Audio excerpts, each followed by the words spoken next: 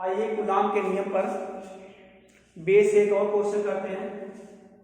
Question हमारा given है +2 माइक्रोकूलाम तथा +6 माइक्रोकूलाम के दो बिंदु आवेश परस्पर 12 न्यूटन के बल से प्रतिक्रिया करते हैं। यदि इन आवेशों में प्रत्येक को मास 4 माइक्रोकूलाम का आवेश और दे दिया जाए तो अब बल कितना और कैसा होगा। यहां हमारा गिवन है कि दो चार्ज दिए गए हैं जिनका मान है Q1 इक्वल टू दिया है +2 माइक्रोकूलाम अर्थात +2 इंटू 10 के power -6 coulomb. Q2 equal to given है +6 माइक्रोकूलाम, तो होगा +6 इंटू 10 के पावर -6 कूलाम का चार्ज दिया हुआ है तथा इन दोनों चार्जों के बीच में 12 न्यूटन का प्रतिकर्षण बल कार्य करता है। तो यहां पर देखिए इनके बीच लगने वाला जो फोर्स है वह रिपल फोर्स कार्य कर रहा है जिसका वैल्यू दिया हुआ हमारा इस टाइप से 12 न्यूटन। देखेंगे हम कूलाम लॉ अप्लाई कर रहे हैं। F इक्वल टू आर यहां पर गिवन नहीं है कि आर का वैल्यू है, दोनों चार्जों के बीच की डिस्टेंस ये हमें पता नहीं है। कूलाम का लॉ अप्लाई करेंगे। F equal to 1/4 pi epsilon naught Q1 Q2 by r square. इस प्रकार से हम जानते हैं F equal to 1/4 pi epsilon naught का जो वैल्यू होता है 9 इंटू 10 के पावर 9 इंटू Q1 का यहाँ से जो वैल्यू दिया हुआ है माइक्रोकूलाम को जब कूलाम में चेंज किए हैं तो वह 2 इंटू 10 के पावर -6 इंटू Q2 मान 6 इंटू 10 के पावर -6 अपॉन यहां पर जो हमारा R का वैल्यू है वो नहीं फाइंड है तो यहां पे हम लिखेंगे R स्क्वायर। क्योंकि यहां पर दोनों चार्जों पर सेम साइन है, दोनों पॉजिटिव हैं, इसीलिए यहां प्रतिकर्षण बल हमारा कार्य कर रहा था। F का वैल्यू भी अगर यहां से हम रखेंगे, F का वैल्यू दिया हुआ है 12, तो 12 इक्वल टू हो जाएगा हमारा 9 इंटू 10 के पावर 9 इंटू 6 इंटू 2 हो जाएगा 12 इंटू 10 के पावर -12 अपॉन आर स्क्वायर। इस प्रकार से हमारा 12 से 12 कैंसिल आउट होगा तो आर स्क्वायर का वैल्यू यहां से फाइंड आउट हो जाएगा। R square equal to 9 into 10 के पावर 9 और यहाँ 10 के पावर -12 है, यहां से 9 -12 से कम हो जाएगा और 10 के पावर -3, ये आर स्क्वायर का वैल्यू होगा। अब यहां से क्वेश्चन के दूसरे पार्ट पर हम लोग चलते हैं। कहा है कि यदि इन आवेश में प्रत्येक को मास 4 माइक्रोकूलाम का आवेश दे दिया जाए तो हम देखते हैं कि प्रत्येक चार्ज को मास 4 माइक्रोकूलाम का चार्ज देने पर अब उन पर आवेश की नई मात्राएं क्या हो जाएंगी। तो जहां पहले हमारा आवेश Q1 था, अब मान लीजिए इसे हम Q1 आवेश को मास 4 कूलाम आवेश और दे रहे हैं। अब यह चार्ज Q1 डॉट है, Q1 डॉट हो जा रहा है।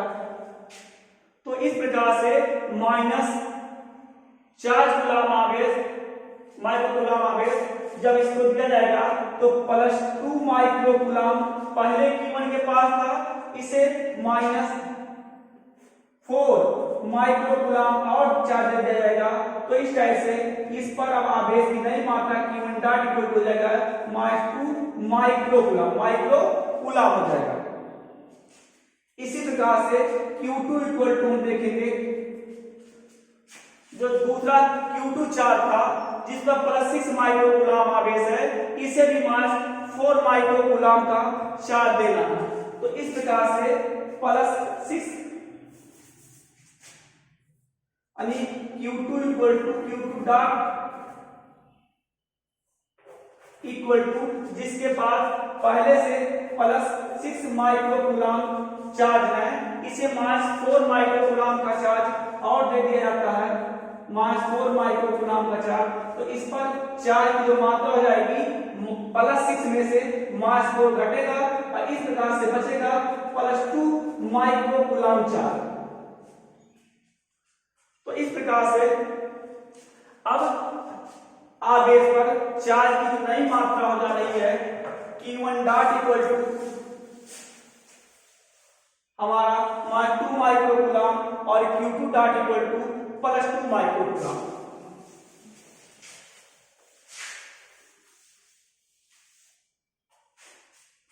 यहां से हम देखते हैं हमें फाइंड हुआ है Q1 dot equal to -2 micro coulomb में था, इसे हम कूलम बनाते हैं तो -2 × 10⁻⁶ तथा Q2 इक्वल टू जो था Q2 डॉट इक्वल टू वो +2 माइक्रो कूलम था, इसलिए +2 × 10⁻⁶ कूलम। क्योंकि हम देख रहे हैं अब आवेश जो Q1 डॉट था Q2 डॉट प्राप्त होते हैं, दोनों पर आवेश का जो साइन है वो विपरीत टाइप के है। Q1 डॉट पर निगेटिव चार्ज है तथा Q2 डॉट पर पॉजिटिव चार्ज है। क्योंकि हम जानते हैं जब अपोजिट चार्ज होते हैं दोनों पर, एक पर माइनस एक प्लस होता है, विपरीत प्रकार के चार्ज होते हैं, तब उनके बीच जो लगने वाला बल होता है वह आकर्षण का बल होता है। अतः अब इन आवेशों के बीच आकर्षण का बल कार्य करेगा। वह आकर्षण का बल कितना होगा, पुनः हम कूलम का नियम लगाएंगे। हम मान लिए वह बल F डॉट है, F डॉट इक्वल टू हमारा होगा 1/4 pi epsilon naught Q1 dot Q2 dot by R square होगा, क्योंकि दूरी चेंज नहीं हो रही है, किसी प्रकार की दूरी जो हो रही है वह चेंज नहीं हो रही है। ये कितनी होगी, इनके वैल्यू रखेंगे।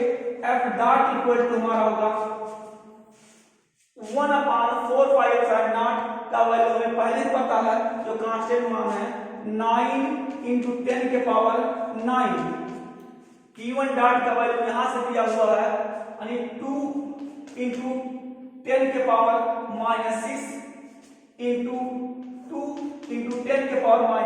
10⁻⁶।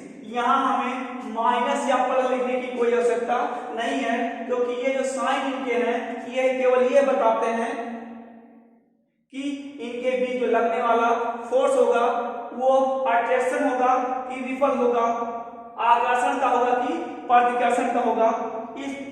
इनका मान जो होता है बल की मात्रा पर कोई परिवर्तन नहीं रहता है। यहां से हम R स्क्वायर का वैल्यू हमें पहले नीचे पता है, ये रखेंगे तो 9 × 10⁻³ इस प्रकार से हम देखेंगे इनके जो मान प्राप्त हुए 2 × 2 यानी 4 × 10⁻⁶